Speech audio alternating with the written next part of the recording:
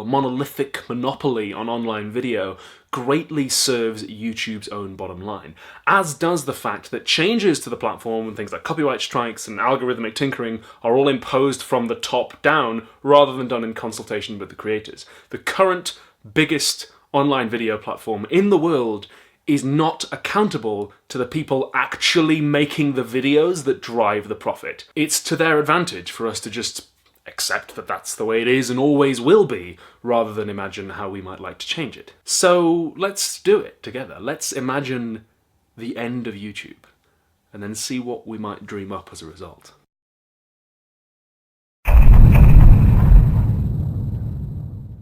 There are a few different ways that I can think of that YouTube might end. Maybe it starts to decline.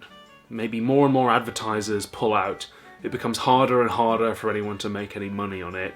Maybe things like the adpocalypse just get worse and worse. Maybe the advertisers themselves who do stick around get so desperate that the adverts just become more and more invasive. Maybe it's not 5 seconds and you can skip, maybe it's 10 seconds and you can skip. Maybe we head towards a situation a bit like news media now, where you try and open a news article on your browser and like 50% of the screen is other stuff. And so maybe creators just leave the platform because it's obnoxious and they can't make a living off it anymore, and they go somewhere else. And YouTube becomes just a place for huge media companies to publish music videos and movie trailers. Maybe some kind of regulation gets passed that makes it difficult. Maybe as a result of something like the YouTube Kids debacle, some law gets passed somewhere that says that there needs to be more human oversight in terms of what gets made. And at that point it no longer becomes possible for Google to really run it profitably. Maybe YouTube breaks. Maybe there's some huge bug with it that we don't know, like Y2K. As soon as the calendars change in 2019, all the videos just get deleted because there's something wrong with it that nobody realised. Maybe it gets hacked somehow, or there's some kind of massive leak of users' data. Maybe there's a combination of all of these things leads to a decline, and then maybe someday soon, perhaps even tomorrow, we wake up and we read the news that Google has decided to sell YouTube. Maybe they sell it to Time Warner.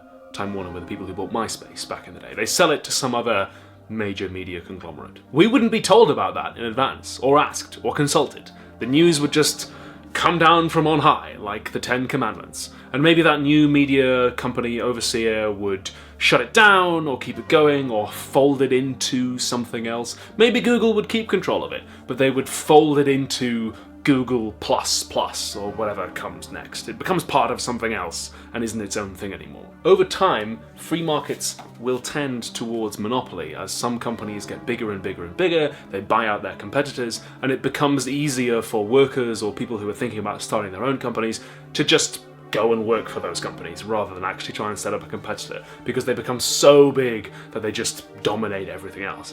That's how come like all of the food in my whole country is distributed by like 5 companies. That's why about 90% of all the news and information media that anyone in the United States consumes is owned by about 6 companies. Over time, if left to its own devices, then a free market will concentrate wealth and power in fewer and fewer hands. So maybe YouTube gets sucked up by one of these huge media companies. Maybe somebody like Hank Green buys it in the end, and it just becomes another thing controlled by another rich dude. But maybe there's another option. Maybe there's a totally wild option. Maybe Google tries to sell YouTube, and it gets bought not by another business, but by the creators. By a YouTube trade union. A collection, not of business people, but of artists. Creators and artists owning the platform collectively, using it for our collective good, not the good of advertisers. Maybe we're in control of the algorithm, we're in control of the copyright strikes, we're in control of who gets demonetized, and if we want to turn YouTube into a wasteland of pirated music that no advertiser will ever touch, then if we want to, we can vote democratically in the union to do that. We wouldn't be accountable to commands from on high that just come down like a thunderbolt and wreck all our stuff every 5 months. If we want to host a bunch of weird video art, we can. If we want to host government secrets or investigative journalists and political rebels, then we can. Maybe that'll never happen. Maybe it will. But imagining the end of something, whether it's YouTube, Britain, landlords, America, and how life might go on, nevertheless, after those things are gone can throw into sharp relief just how malleable the world is, and can start to make us wonder, if we could change it, how would we?